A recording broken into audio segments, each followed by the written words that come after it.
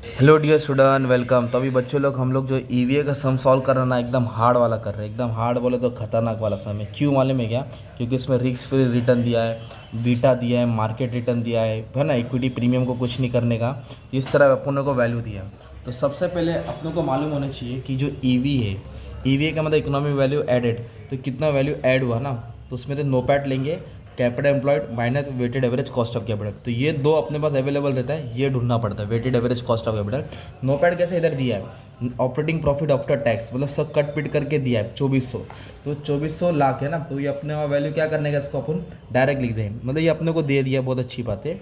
Capital employed, capital employed मतलब कितना रुपया लगाया, तो खुद का पैसे को बोलते इक्विटी और रिजर्व, और कर्जों को बोलते डिबेंचर। ये सबको ऐड करेंगे ना, तो आपको मिलेगा कैपिटल एम्प्लॉयड। वो वाला अमाउंट यहाँ लिख देंगे, इधर दिया है क्वेश्चन में। डिबेंचर है 3000, तो डिबेंचर की जगह पे 3000 डाला। सब अमाउंट किस में, लैक्स में, ठीक है, वो लिख देना। इक्विटी में 800 और रिजर्व सरप्लस में 6200। तो इक्विटी 800, ये 6200, ये सबको क्या करेंगे, ऐड करेंगे। तो टोटल इनके पास 10,000 लाख कैपिटल है। कितना है, 10,000 लाख कैपिटल है। अभी अपने को निकालने का weighted average cost of capital. तो weighted average cost of capital के लिए अपने को कॉस्ट ऑफ इक्विटी भी ढूंढना है। ओके, चलिए तो लिख देता हूँ, कॉस्ट ऑफ इक्विटी भी ढूंढना है और इधर कॉस्ट ऑफ डिबेंचर ढूंढना है, ठीक है। तो प्रोपोर्शन कैसे आएगा, हर अमाउंट को टोटल से डिवाइड करना है। जैसे कि ये 800 है ना, इसको इसके टोटल कितना 10,000 से क्या करेंगे, डिवाइड करेंगे। तो कितना आएगा, 800 डिवाइड बाय टोटल, ये आ जाएगा 0.08, 0.08।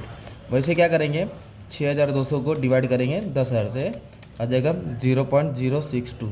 वैसे 30,000 को इससे क्या कर देंगे, डिवाइड कर देंगे 0.30, तो इसका टोटल 1 आ जाएगा। Cost of equity, cost of debenture नहीं है, तो पहले कॉस्ट ऑफ डिबेंचर ढूंढेंगे। तो कॉस्ट ऑफ डिबेंचर का फॉर्मूला क्या, आई ब्रैकेट 1 माइनस टी। टी क्या होता है, टैक्स रेट। आई बोलो तो इंटरेस्ट रेट इधर दिया है। तो डिबेंचर कितना दिया है, 3 लाख। इधर देखो 14% है, उन लोग प्रिंटिंग मिस्टेक था, 4 लिखा था, मैंने 1 बना दिया। तो डिबेंचर दिया है 14%, ये 14% इंटरेस्ट होता है, इधर लिखेंगे 14%। टी बोलो तो टैक्स इधर दिया है 35%, 35 बोलो तो 0.35, ओके, 45 बोलो तो 0.45। तो इसको इससे क्या करेंगे, माइनस करेंगे, 0.65 आएगा। अभी 14 को 0.65 से क्या कर देंगे, मल्टीप्लाई कर देंगे, आपको 9.1% मिलेगा। ये हो गया तुम्हारा कॉस्ट ऑफ डिबेंचर। तो ये कॉस्ट ऑफ डिबेंचर किधर लिखेंगे, डिबेंचर में डालेंगे, है ना। सेम अभी अपने को कॉस्ट ऑफ इक्विटी ढूंढना है। तो इधर क्या दिया क्वेश्चन में, रिस्क फ्री दिया है, बीटा दिया है, मार्केट रेंज दिया है। अभी भी रिस्क फ्री, बीटा, मार्केट दिया, तो capital asset pricing model Jensen के हिसाब से सॉल्व करना पड़ेगा। तो cost of equity, return on equity, तो रिस्क फ्री रिटर्न, तो रिस्क फ्री रिटर्न 9% क्वेश्चन में दिया है, तो इधर 9 डालूंगा। बीटा मतलब रिस्क होता है, ये बीटा फैक्टर भी दिया है, वैल्यू क्वेश्चन में दिया है, सिर्फ डालने का था।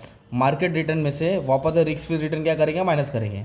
पहले रिस्क फ्री लिखा, फिर बीटा लिखा, मार्केट में से रिस्क फ्री क्या करना, माइनस करना है, तो ये 10 आ जाएगा। अब इसको 10 से मल्टीप्लाई करेंगे 10.5 आ जाएगा, इसको ऐड करेंगे तो 19.5 आ जाएगा। ये तुम्हारा हो जाएगा कॉस्ट ऑफ इक्विटी। और कॉस्ट ऑफ इक्विटी का रेट इक्विटी को भी सेम देते हैं, रिजर्व सरप्लस को भी सेम देते हैं।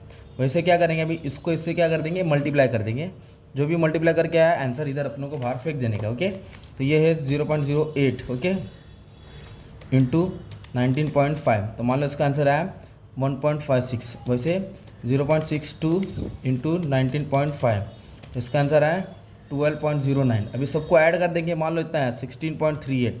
तो ये तुम्हारा हो गया weighted average cost of capital. इतना कैपिटल का कॉस्ट है, तो अपने पास कैपिटल कितना है, 10,000 कैपिटल एम्प्लॉयड, तो उस पर 16.38% तुम्हारा वेटेड एवरेज रहेगा। तो ये 2400 है, 10,000 रुपये, इतना परसेंट लोग कैपिटल मेंटेन कर रहे हैं, 1638।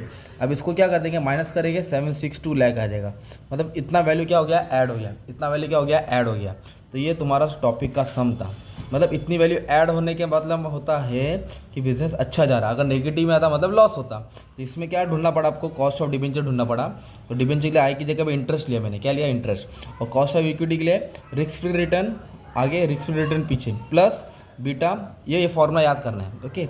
जिसने याद किया जीत गया। ऐसे एक और सम ये देखो इधर दिया है, लिखा हूँ, ये एमकॉम वाले को आया था, सेम सम एमकॉम वाले का था। क्वेश्चन भी, नंबर भी सब ऊपर ही नीचे ही है, बस आपको इसको क्या करने का था, सॉल्व करने का था।